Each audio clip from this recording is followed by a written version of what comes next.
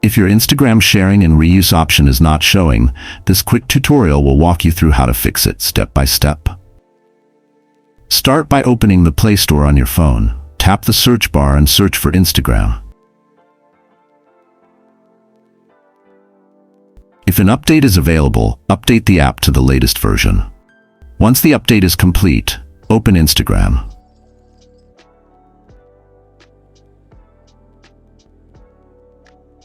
Go to your profile page. Tap the three-line menu icon in the top corner. Scroll down and find the Help option. Tap on Help, then select Report a Problem. Tap Report Problem again, choose Include and Continue. Now clearly explain the issue you're facing with the sharing and reuse option. After typing your message, tap Send. That's it. In most cases, this helps Instagram review and fix the issue quickly.